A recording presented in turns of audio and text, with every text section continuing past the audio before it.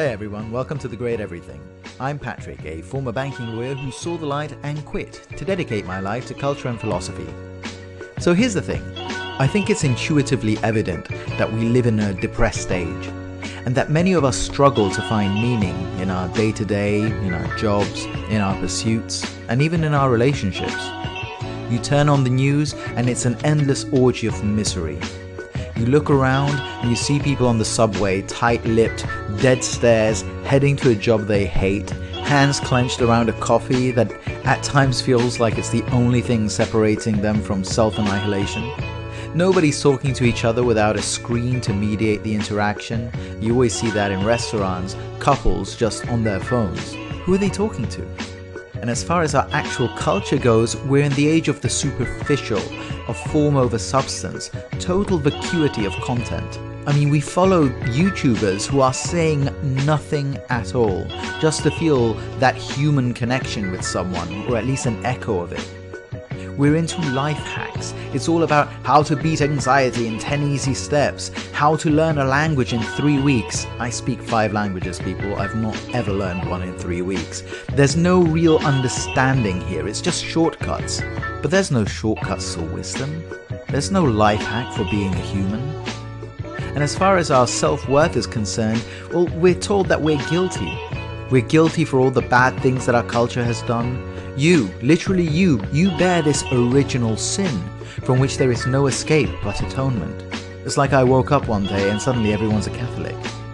I want The Great Everything to be an antidote to all this. Because yes, we suck, but we don't just suck. We've done some amazing things.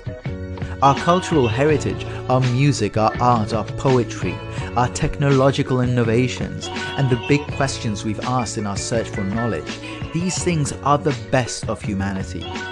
As Odysseus said in the Divine Comedy, "Fatti non fumo per viver come bestie, ma per inseguir virtute e conoscenza." We weren't made to live as beasts, but to pursue virtue and knowledge.